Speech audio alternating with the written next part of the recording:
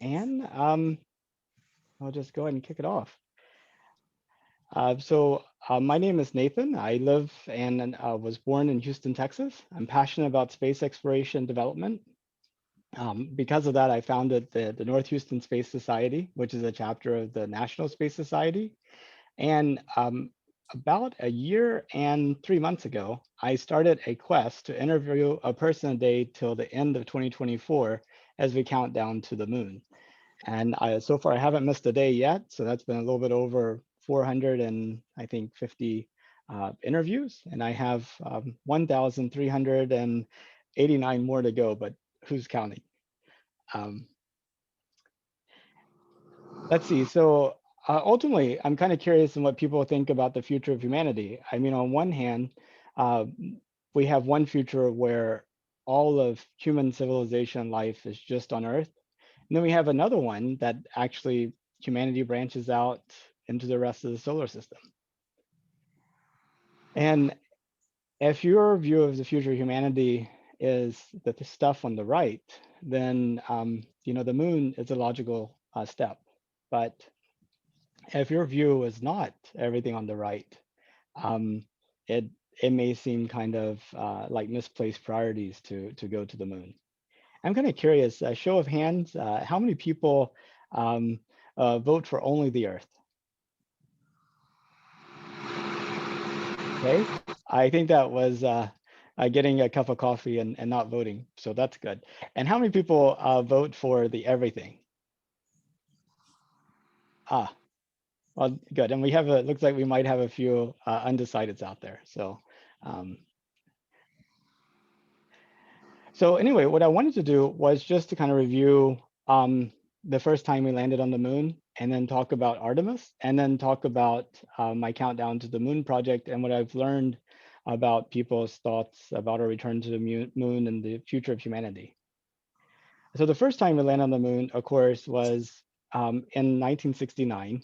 Three astronauts launched from Earth on July 16th, 1969. Neil Armstrong, Michael Collins, and Buzz Aldrin. And of course, Neil Armstrong and Buzz Aldrin stepped on the moon. Um, when they did, an estimated 650 million people actually watched the landing, which, considering at that time the world's population was about 3 billion people, I mean, that's essentially, 1/6 of the globe.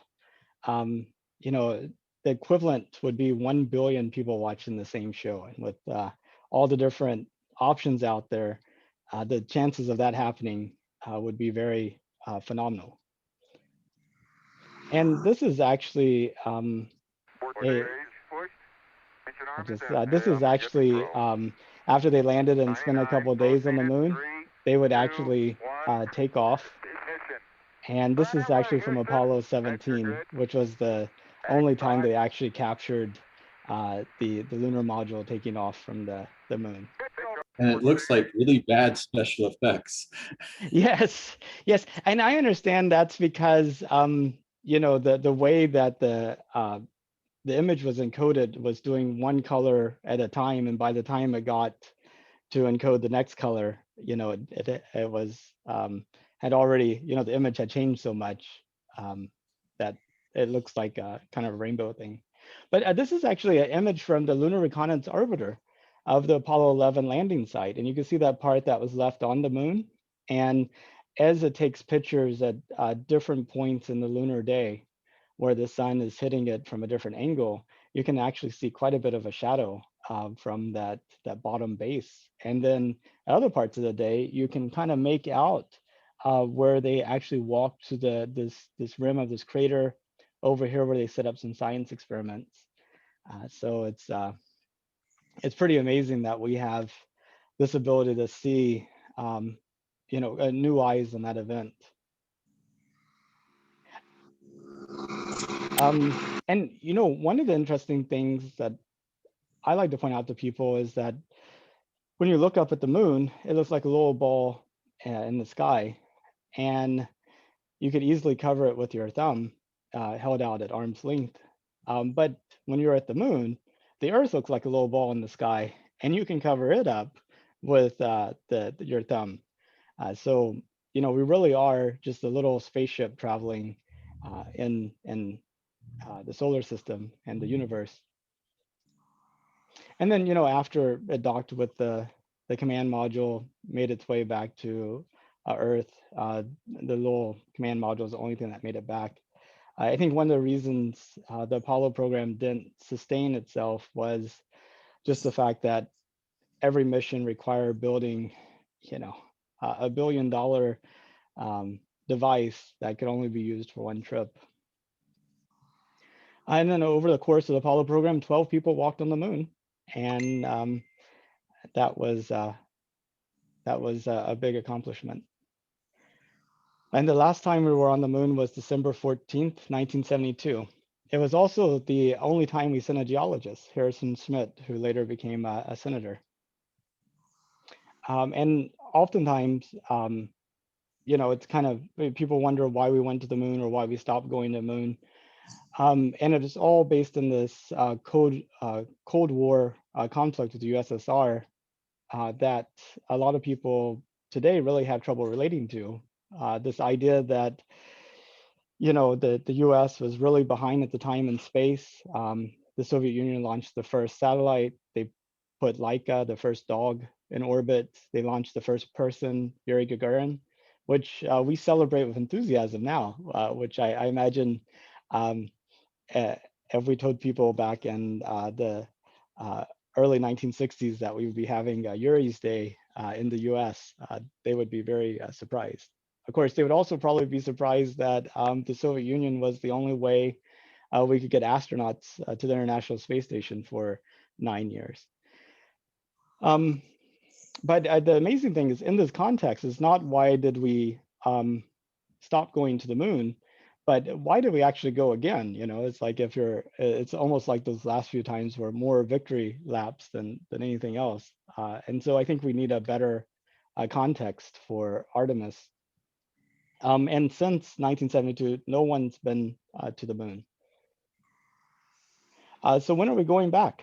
Well, on March 26th, 2019, the National Space Council had a meeting. It included the vice president, the a lot of the secretaries of the heads of various agencies, including NASA, and they set the goal of landing the first woman and the next man on the moon by 2024. And through a project called Artemis, which is not going to be just NASA going by itself like it did pretty much with the Apollo program, but actually using international partners. Japan's contributing, European space agencies contributing, Canada's contributing. In fact, Artemis 2, which would be the first crewed mission around the moon as part of this project, will include a Canadian astronaut who would be the first Canadian astronaut to go around the moon. And what's interesting is their contribution to the program is an arm for the Lunar Gateway, which is going to be the orbital outpost around the moon. So some people say that Canada may not have had to give a leg to send their astronauts to the moon, but they did have to give an arm. So, but why Artemis? Well, Artemis in Greek mythology is the goddess of the moon, but also the sister of Apollo. And so it turned out to be a really a fitting name. So what's going to be different this time? Well, one thing is with each Artemis mission, they'll be sending 4 astronauts. It was the person that was in orbit in the command module around the moon was literally the most loneliest person in all of humanity at that time, because anything that they needed help with, they were literally on their own. So I think based upon that experience, it'd be good to have at least 2 people in orbit with the return vehicle, and that way they can help each other. But international partnerships, commercial partners, we're going to go with the intention of actually staying there permanently. You're going to see a trip each year for many years. And then at some point, you'll see facilities built on and around the moon to allow for permanent continuous habitation.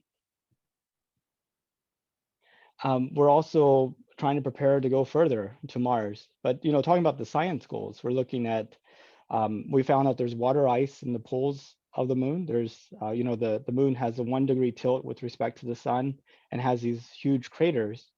And since it has no atmosphere in the shadow of these craters, it's like colder than the surface of Pluto. And so over millions of years, the thought is that comets have hit the moon, and some of those water molecules have actually made it into these permanently shadowed areas, and they've been preserved over that time. So a great record of the history of this part of the solar system, but also a great resource to use because water is fairly heavy, and we need a lot of it to make rocket fuel, for air, and to drink. So that can make being on the moon and going further cheaper. Let's see. And also, when we go back to the moon, we're going to have a much more diverse set of astronauts that a lot more people can kind of see themselves in. So that's kind of a neat thing as far as us going back to the moon. So I got to tell you about Countdown to the Moon. It really started with the appointment of this guy, Doug Laverio. He was selected by Jim Bridenstine, the NASA administrator at the time, to head up the Human Exploration Operations Division of NASA, HEO. And he, his second week on the job, he went to the McCool Assembly Facility to celebrate the completion of the core part of that Artemis rocket that would take us to the moon. This is December 9th, 2019. And really excited at that meeting. He said some interesting things. Here we go. I won't go repeating that, but he asked me to talk about this little pin that I'm wearing. This pin today says 1,849. When I was sworn in back last week, this pin said 1,856. That's the number of days left before the end of 2024. And we will put the first woman and the next man on the moon before this pin goes to zero. Absolutely 100% guaranteed.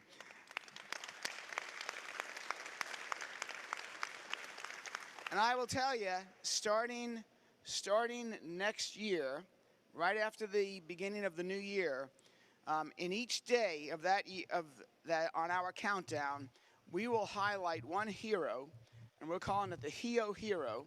We will highlight one hero, and that will be your day. And you're going to tell us what you made count that day, what happened that day to help us in our quest. And I don't care where you are in this program, every one of you is doing something critical, and we will highlight you for that day. So think about that as we go forward. There's at least 1,849 out there who have something to tell about your story. And we're going to make sure that America knows about your story. Were y'all able to hear the audio? I heard it. Oh, you heard it? Okay, good. It wasn't real loud, but I heard it. Oh, okay. I didn't see any of the. I thought we had an agreement here. Well, I heard it. I didn't need to. Okay, that's fair. Anyway, so he had this idea of having a lapel pin that he would go and update every day that would count down every one of you. Oops, count down the days to the end of 2024, and he was going to highlight a person of the day. So he actually started this in January, where he would go around NASA and choose a person for that day and kind of highlight what they were doing, and kind of make sure everybody's emphasized on or is aware and thinking about that date. He even upgraded to giving people an actual pin, which is kind of a neat thing. And so kind of going back to that December 9th, 2019 day, with 1,849 days to the end of 2024, all excited about Artemis. I had actually been working at home for 2 years before everybody else was, because I've been working at home. I was like thinking, wow, wouldn't it be cool to have a project where I can go and talk to a person every day and find out what they think about is going to the moon, but also kind of force myself to actually interact with the person in person, which is kind of hilarious since y'all know how that's going to turn out. But okay. Oops. Oh, there we are. So 8 days after that, I started this idea of what do everyday people think about us going back to the moon? And so my niece is in town. She really encouraged me to do this project. And this is the first part of our very first kind of interview. Oops. Hey, Pooja. Hi. Hi. So I'm starting this new project. Okay. And I'm calling it Countdown to the Moon. Okay. Because in 1,840 days, we should be having the first woman and the next man walking on the surface of the moon. And so with that, I started this project with the idea of having a meaningful conversation with others and with the goal of trying to understand, not to convince. I generally want to understand those people that think it's a good idea, why they think it's a good idea, and those people who think that we should be focusing on everything else, kind of just focus on that. I've even talked to a couple of Apollo deniers and kind of some people that also think that maybe this physical world is not really the main objective that we should be looking at. And in all those conversations, even though they have views that I don't fully understand right now, I want everybody walking away feeling like there was an attempt made to understand their point of view. And everybody should feel good about participating in this project. So that was very important to me. So I began interviewing people, people that worked at the gym, friends, people at the coffee shop, people that owned the local tennis club, people at the local Hindu temple, people on the street of Houston, friends and friends. And I've learned quite a bit. The number one takeaway that I've learned has absolutely nothing to do with space, and that is people are really, really generous and helpful. They want to see other people succeed. If you have a project and it's kind of a genuinely good project, I think people respond well to that. Also, people respond really well to people that listen and trying to understand them. So those are two big takeaways. But I did get to go to London and to York and UK during this project, so I got to interview people over there. This was at the Scottish Museum in Edinburgh. I just happened to get to record it with the Apollo model in the background. So that was kind of neat. And it's the end of the day, and these people actually happened to just go up the elevator with me at my hotel. And before long, we had a 15-minute conversation about the importance of exploration. And then, the person that was sitting next to me at the bus. So that this gentleman up here was taking a break from work for smoking. So I like the kid that, this is kind of like one of the least understood dangers of smoking is that you might have somebody come by and start asking you about your views on the moon. Would another moon landing bring us together like it did on July 20th, 1969, which is when they land, not when they took off. And, what is it, like 1/6 of the world's population was all looking at this event on TV. And I think pretty much you'd be hard pressed to find anybody during that day that did not know that we were sending people to the moon. And probably not, but there is something else that did bring us together, or at least something else that had more of impact, and that was COVID. So with Doug's project, it became elbow bumps and virtual meetings, replacing handshakes and in-person stuff. And so my project actually had to evolve as well. One of the rules I had up until the mid-March of last year was everything was going to be in person. And I was a Zoom user and a WebEx user for pretty much the last decade, but I still kind of thought well, if I record on my phone, it's sort of like it's in person. But ultimately, I caved in and started doing everything in Zoom. How about people's view on space? Well, there's three basic questions I was asking. Number one, did you know that NASA was planning to send people to the moon? What do you think about it? And if it was safe and affordable, would you go to space? So that first question, I got a few little snippets I'll share with you. Did you know that NASA is planning to send people back to the moon in 2024? Yes, I read the article a few days ago, actually. I just did. Just from me. Just from you. I have no idea. So NASA's planning to send people back to the moon in 2024. Did you hear about this? I didn't hear about it until now. I was wondering, did you know that NASA is planning to send people back to the moon in 2024? I'm not aware of it, actually. I've heard. You heard? I've heard. Where'd you hear it from? I heard it from you incessantly. So have y'all heard that we're going back to the moon in 2024? We have not. I have not. You have not? NASA is planning to send people back to the moon in 2024. And I was wondering if you've heard about this. I did. Right now, honestly, we know. And so that gives you kind of a feel for how the conversation starts. Did you know that NASA is planning to send people back to the moon in 2024? And, Yes, I one read time the is article probably a few days. enough to hear. Okay, let's see. Can I get past that screen? You know that NASA is planning to send people to the moon in 2024? I did. So I'm not sure. I did when you asked me about it because I had a look, but I'm not sure if I'd heard about it before. If I had, No, honestly, I did not know until you reached out to me, right? Yeah, I read about that. I only knew that because I caught one of your previous videos. So I actually found myself that a good percentage of people that know that we're going to the moon may know of it because of my project, at least. But you know, most people don't know that we're planning to go back to the moon in 2024. And what's really kind of interesting about this is how we get our news today.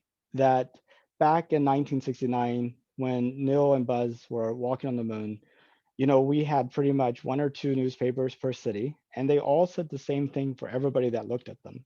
We had 3 national broadcast stations, and we had a few radio stations. So if you had an event that actually made it in all those mediums, pretty much you got most of the people. But today, you know, a lot of people get their news online, and it's not the same for everybody. It gets really filtered down to what you're interested in, or at least what the algorithm thinks you're interested in.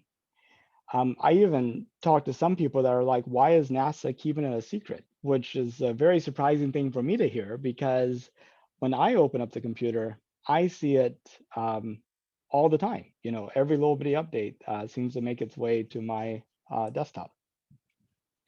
And, you know, it's kind of like, what are those ways that you can actually get people's attention at a general way? And, you know, there's some things that come to mind are radio.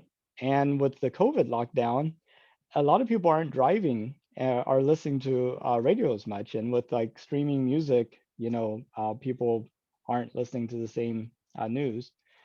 And then the other thing is like billboards. And again, you know, if you're not driving, you're not seeing the billboards. So it's just kind of interesting to think how we can all live on this earth, but live in completely different worlds. And I sometimes wonder how scary that may turn out to be, where people operate in a very rational way in the context of the world that they're getting information from, that is non-intelligible or not understandable by people who aren't in that same world. And you know, I was curious, and if y'all had any thoughts on this. Have y'all seen some experiences where you like know something, you feel like everybody else knows about it, but then you go and talk to people and you realize, you know, maybe it's not as well spread? Anybody have some experiences that you'd like to share? Well, I didn't know they were going back to the moon, which is weird because I knew all about the space station and SpaceX launching to space station. I know about the Mars. They talk about Mars all the time. The moon just, no. I just heard about it, I think it's just a couple months ago. That's awesome. Thanks for sharing, Darlene. Anybody else?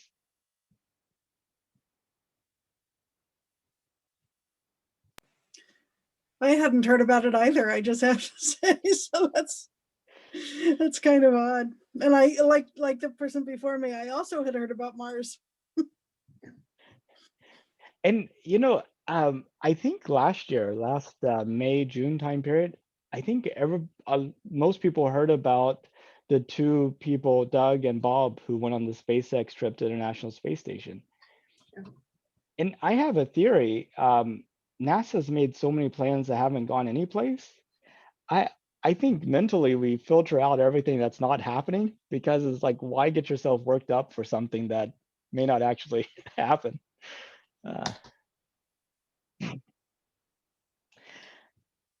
Well, the second question I asked people is, what do you think about it? What do you think about us going back to the moon? And does it excite you? Are you thinking, wow, we have misplaced priorities? Don't you know about the pandemic, or global climate change, or poverty, or social justice, or China's aggression in the South China Sea, or Hong Kong? Why aren't we taking care of those issues and instead sending people to the moon? And I'll play you a few little clips here.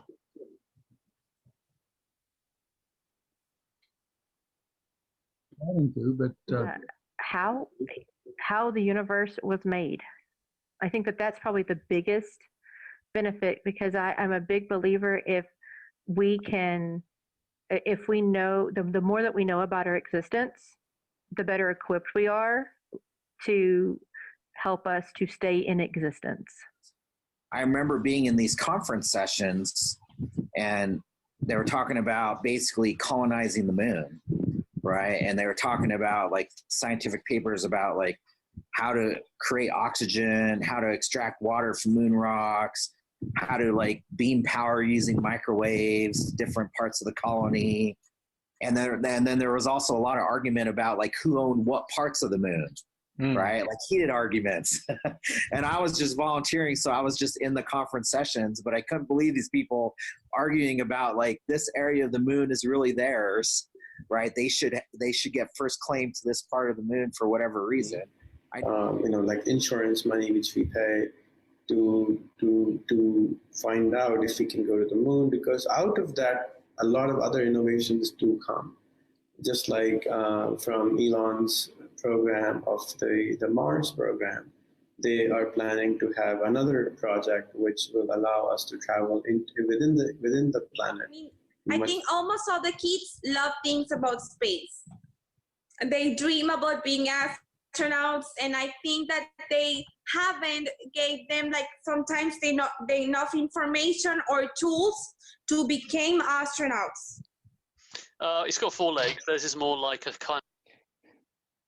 And so it's, people have a wide set of views in terms of going back to the moon. So those were all fairly positive quotes. But most people, when you ask them about going back to the moon, they support it. And I unfortunately, I can't say it's necessary and informed support. I think largely people kind of pick up on my own enthusiasm and kind of reflect that back to me sometimes. And then, of course, some people have brought up the pandemic, poverty, and global climate change. And there's been a few people that have actually had concerns about messing up the moon, that, humanity, in their view, has messed up the Earth. And we really shouldn't be spreading our trash throughout the solar system. And then there's some concerns that only certain groups of people will get to participate in this. And it's kind of interesting. I haven't actually had anybody say it outright, but my sense of things is that a lot of people who are skeptical about going to the moon, that the moment you start asking about them going to the moon, they suddenly like, oh, now that's an idea. It's like they don't like the fact they can't participate. I think is really. But in terms of all of y'all, any views out there on about going to the moon? Something that y'all think is worthwhile, or is there something else that you think we should be spending that money on? I'm in favor of exploring new places, so yeah, go. I think probably the best reason to is the reason you brought up at the beginning of this. At some point, we're going to have to get people off the Earth just for like security of the species. I don't know enough about this country's finances, let alone Russia's or Canada's, to know whether it's urgent enough that we have to have missions by 2024 and work toward permanent habitation. But it seems like it's probably a good thing to spend some of our money on. I'm two things I wanted to say. One is I remember the last time, and I'm old enough to remember all of this, but the last time we made these efforts to go to the moon, to go to space, whatever, we got a whole lot of inventions from it. We got a whole lot of technology and benefits that we wouldn't have gotten without doing it. So there is that. In the thing of kind of needing living room, so to speak, that makes me a little nervous, because that's like, we got to escape this planet before it completely self-destructs from our doing it. So I really like the idea of going out into space, but it and I wanted to be an astronaut when I was a kid. I would still want to be an astronaut, but I get horrible vertigo, so that wouldn't be a good idea. But I still think it's a really good endeavor to reach out and connect, because we're not the only ones here, and exploration is good. Exploration. So there's. Oh, go ahead. Sorry, Len. The situation I have about it is we just don't have a good way of supporting people outside of the Van Allen belts so far. The whole space station and so on is still well protected by the Earth's magnetic field and so on, all the rest of it. So there has to be a whole lot more done on travel outside of the Earth's local environment, including up to a couple 100 miles, for just plain travel. Yes, you can get to the moon in a couple days, but once you're sitting there, you're still not protected about anything. Getting to Mars is several months or more. Once you get down on the surface, you've got some protection by the atmosphere. So there's a whole lot to be done before we can really consider ourselves to be a space traveling population, and being able to stay there. Quality going on here, where everyone is getting horror. You sneeze on stupid card. Yeah. We have a severe problem with colleges becoming incredibly expensive. I'm listening, stupid card. Yeah. It sounded interesting. No. Anyway, I put Pam in the waiting room, I think. Does anybody know Pam? No. Maybe it's. She was the one that was doing all the shouting, the unintelligible shouting. Yes.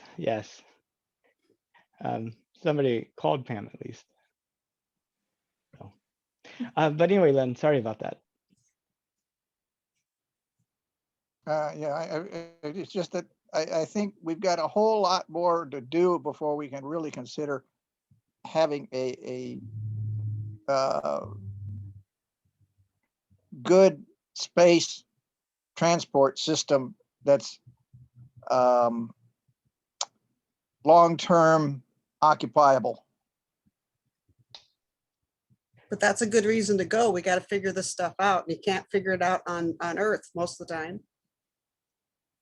Yeah, but we're not in, we're in the development stages for that. Yeah. We're not, yes, we can go to the moon, but we're only just visiting shortly and coming back. We're not going to be building anything there. Yeah, there's a plan in 2024 to start landing on the moon, but by 2028 to start building up a surface infrastructure that could allow for longer term stays, maybe eventually ending up in full time kind of sustainable presence of humanity on the moon. But like you said, the radiation is a key thing. I mean, thank goodness we have, several meters of water above us and, spread out throughout the atmosphere, and the magnetosphere, as you were talking about, protecting us from both the energy from the sun and the galactic rays as well. Yeah, and the question. rovers. Go ahead. The rovers on Mars are getting a lot of attention, and they're constantly bringing in new information. If we had that kind of equipment on the moon, that might be giving us a little bit more of a press for the moon landing or exploration. Yeah, I think it help a lot. I mean, we'll be able to kind of measure the sun's radiation in multiple places in the solar system, which should be really good. But Darlene, you're about to say something. Well, I either heard it or dreamt it, but a few years ago, weren't they talking about tunnels or something or other on the moon? Living in tunnels or caves or something, I forgot, to help shield the radiation? Yeah, apparently as the moon cooled, there were actually kind of tubes that have been created inside the moon. And from some of our observations overhead, you kind of see places where these tubes go, and there's been places where they have cave-ins that look like you get down into the tube. As far as I know, like most of these tubes occur more towards the equatorial regions as opposed to the poles, which is kind of another interesting consideration because during the daytime, the surface temperature could be like 200 degrees Celsius, and at nighttime is minus 100 degrees Celsius, which may not be anything for y'all in Minneapolis, but in Houston, that's cold weather. Maybe that joke's funnier in the summer, not sure, but. Well, if the weather we had this week now. No. Okay. But what you want, and also the 14-day day and the 14-day night is really difficult. But on the poles, you have these peaks of eternal brightness, they call it, which might be a good place to put solar panels and to get your energy. And you're also able to moderate the temperature a little bit more. So I think part of the thought is maybe we end up just kind of covering our habitats with regolith or the moon material that we can. So, but at some point, that's going to be prime real estate. Which I should mention, don't go buying moon property just yet. I get asked that occasionally is, hey, these people selling deeds to places on the moon, is it real? And it's really difficult to kind of explain how it's not real, because you say, well, the Outer Space Treaty says that no government can claim the property. And they're like, well, this is private enterprise, and somehow that's an exception. But if you think about it, all property claims actually originate from a government. And always say that the real test is, can you take that deed into a bank and get a loan with it? Then it's real. But if you can't do that, it's probably not. So anyway. Well, any more thoughts about going back to the moon? Well, I had a question earlier in the presentation. I know when they went to the moon in 69 and the early 70s, they were only there for, like you said, 2-3 days. Are the Artemis missions going to be that short too, or longer, or? Yeah, I think initially they're going to be really short. And then as there's more confidence about the equipment and the effect it has on people and our ability to kind of cope with it, you'll see them extend out to maybe a week or 2 weeks. Probably not longer than 2 weeks, because it'd probably be a while before we feel comfortable enough enduring the lunar night. But you know, that's sort of the goal, is to make it longer. Well, the third question I ask is, if it were safe and affordable, would you go to the moon? And I've gotten a whole bunch of different answers about this. The vertigo one, actually, I haven't gotten, but I've heard a lot of people say they're claustrophobic. And then there's people that wouldn't fly. So going into space is probably not something that they would want to do either. But most people want to go to the moon. And this is actually one of my favorite clips about this question, because it kind of turns out differently than you might expect.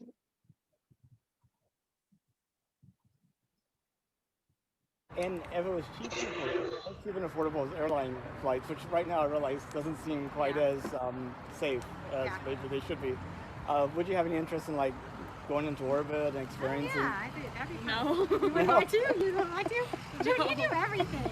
You like roller coasters and stuff like that? But yeah, no, I have noticed. For recreation? That's scary.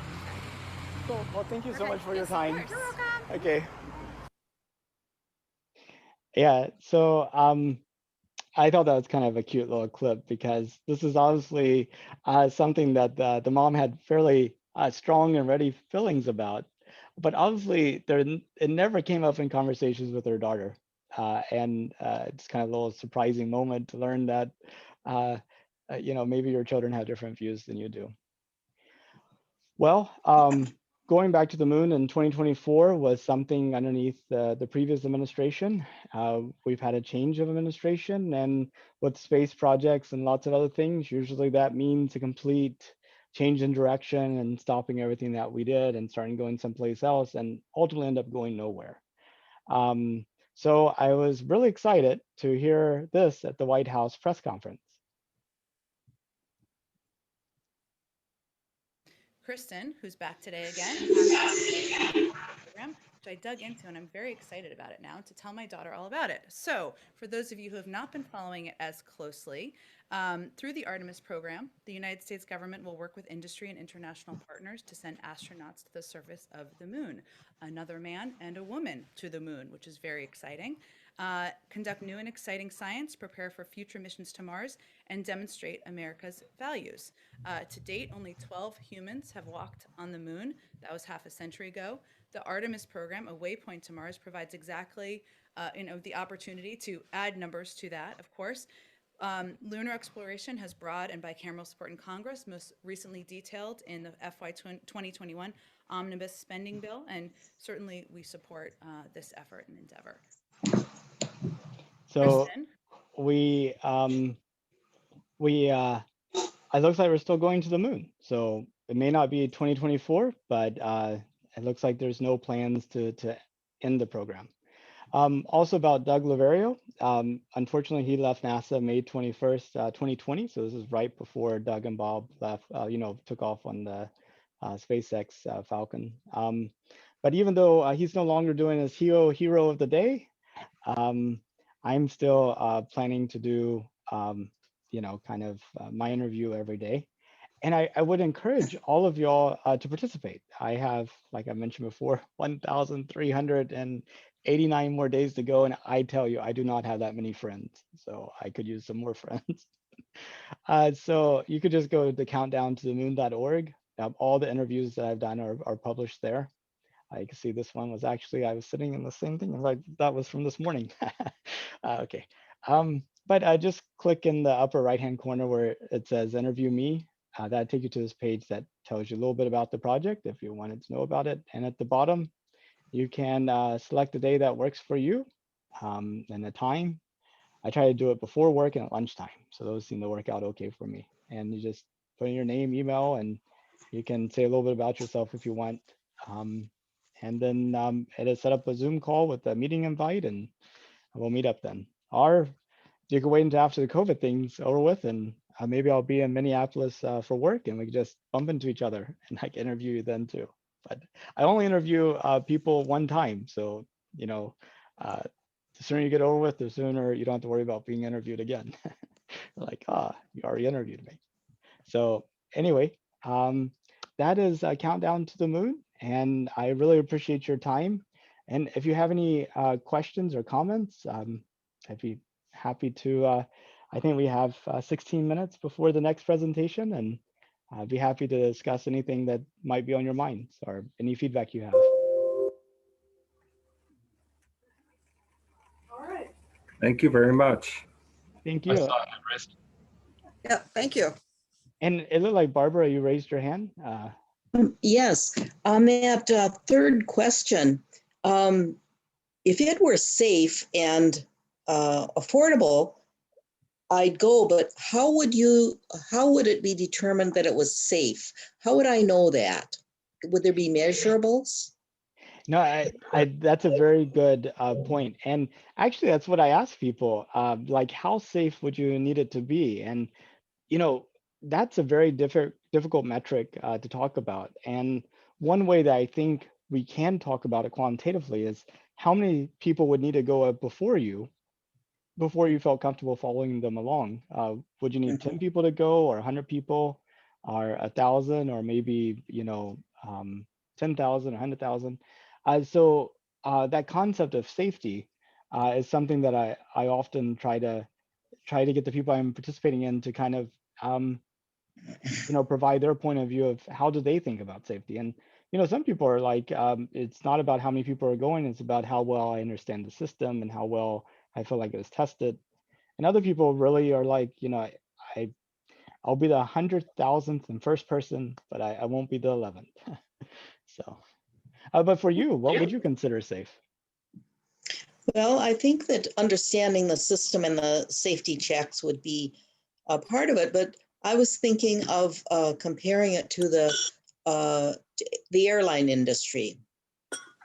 And they have statistics on, number of crashes per mile or some metric that they use. I think that's what I would look at. So it would take some numbers to derive that factor. It would take a lot of people going before you. Yes, I guess so.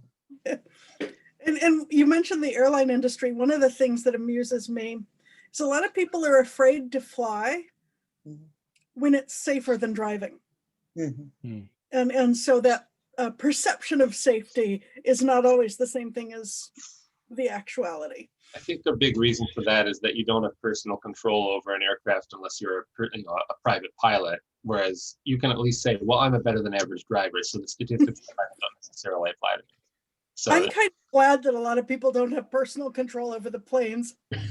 yeah, but still, moon travel would probably fall in that line, in the plane category for most people. It would also depend on how long the trip into space was. I mean, was it a few days? Was it a month? Was it a year? I wouldn't want to be gone too long. It's a nice place to visit, but I don't think I'd want to live there. Well, I did go on a cross-Pacific cruise, and that was 28 days, and that was fine with me. I read 4 books and played a lot of trivia. I think one of the things that you have to realize is these space vehicles, they're still experimental. So you really want to wait, if you're really reticent about it, you want to wait until they are in production, there's a flight schedule, and then your risk factor goes way down. But right now, all those space vehicles are experimental. Well, I wouldn't do it if you're hesitant at all. Yeah. Another factor might be what travel insurance can you get? You can't with an experimental. There is no. If you want to get some life insurance on yourself, if you want, if you want to do that, do it that way. But this, you don't get insurance on an experimental airplane or aircraft. Yeah, I guess you want to wait until you measure the frequency of flights with your watch instead of your calendar. You know, whenever they're going like 6 or 7 times a day, and they're doing that every day, then you know maybe you have the volume where you're like, you know, I think they've gotten it down pat. So. Yeah, that said, I've gone on a lot of experimental flights, and I'd go in a heartbeat. So. Oh, really? Can you talk a little bit about some of the experimental flights you went on? I used to work for an aircraft repair shop. Matter of fact, I was part owner of it. And anytime we did any work, complete tear down of an aircraft, or we did test flights before the before the owner ever got into it. You want to make sure all the systems were working. And as a matter of fact, 2 of us did it. One flew and one watched the gauges and listened for everything. And we went and we would go through the whole, you know, check out each of the systems before and after the flight. So I don't know where else. If you have any specific questions, I can answer them. But that's well, how we I did guess how about the types of planes? Were they like single engine, 2 engine? Single and mostly single. Cessnas, I think in my day it was mostly Cessnas, but we had we had a twin Cessna, a couple of 182s. We had a wonderful J3 Cub that was fabulous. What else? We had a Bonanza. We had Pipers. We were a general aviation small aircraft maintenance shop. Wow, I'm jealous. Interesting. It was wonderful. It was wonderful. I was trying to get my pilot's license before this COVID thing started. So I haven't gone flying since the middle of March of last year, but I'm looking forward to getting back up in the air soon. It's the best thing. It's the best thing. Some days I was really scared though. You know, you're going in for a landing and you see all these birds coming up off the runway, and you're like, you know, you're like, one of them is going to hit my prop or wing, and you know, it's going to be the end of me. And you're like, why am I trying to learn to fly? And then other days you like have a wonderful flight and you're like, this is the best thing in the world. It's kind of. Well, you know, you know what a dead stick landing is? Yeah, okay, no so engine.